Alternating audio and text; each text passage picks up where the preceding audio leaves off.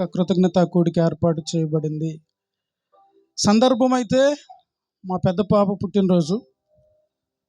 వాస్తవానికి డాక్టర్లు చెప్పిన మాట ఏంటంటే, మీకు పిల్లలు పుట్టరు అని చెప్పారు. నా భార్యకు పిల్లలు పుట్టే అవకాశం లేదని చెప్పారు డాక్టర్లు. నేను ఏ డాక్టర్ దగ్గరికి వెళ్ళలేదు, కానీ పరమ డాక్టర్ అయినటువంటి యేసుక్రీస్తు ప్రభు పాదాలు పట్టుకున్నాం. నేను నా భార్య ఇద్దరం ప్రార్థన చేశాం. తెలిసిన దైవ సేవకులకు చెప్పి మా కొరకు ప్రార్థన చేయండి అని ప్రార్థన చేసినప్పుడు ఆశ్చర్యకరంగా ప్రభు ద్వారాలు తెరిచి ఇద్దరు బిడ్డలను ప్రభు మాకు అనుగ్రహించారు. 16 సంవత్సరాలు ఆ బిడ్డను దేవుడు కాచి కాపాడి 17వ సంవత్సరంలోకి ప్రవేశపెట్టాడు.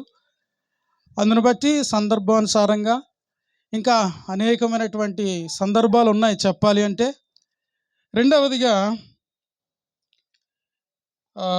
నవంబర్ 6వ తారీఖు 2024వ సంవత్సరం, అంటే పోయిన సంవత్సరం నవంబర్ 6వ తారీఖు, అంతకుముందు ఆ పెద్ద పాపకి టైఫాయిడ్ వచ్చింది, డెంగ్యూ ఫీవర్ వచ్చింది, ప్లేట్లెట్లు పడిపోయినాయి, చాలా అనారోగ్యతలోకి వెళ్ళిపోయింది. పిల్లరా హాస్పిటల్లో చూయించాం, తగ్గింది, ఇంటికి తీసుకొని వచ్చాం. డాక్టర్ గారు ఏమన్నారంటే, ఎక్కువ భోజనం పెట్టొద్దండి, ఇడ్లీ రొట్టె పాలు మాత్రమే పెట్టండి అన్నాడు. డాక్టర్ గారు మాట వినాలి కదా అని ఇడ్లీ రొట్టె పాలు పెట్టుకుంటూ వస్తూ ఉన్నాం. ఆ బిడ్డకి తగినంత బలం సరిపోక ఒకసారి ఫిట్స్ వచ్చినాయి బాగా. ఉదయకాలం 8 గంటలప్పుడు నవంబర్ 6వ తారీఖు నేను టిఫిన్ తెద్దామని బయటికి వెళ్తే పిల్ల చేతుల్లో దొరకటం లేదు, చేతుల్లో నిలబడటం లేదనమాట. ఏడుస్తూ ఉంది బాగా.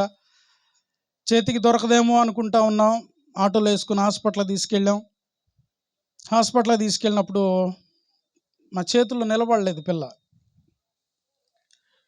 దేవుని మహాకృప, ఆ బిడ్డను ప్రభు మంచి ఆరోగ్యం ఇచ్చి సజీవురాలుగా ఉంచాడు. అయితే ఆ సమయంలో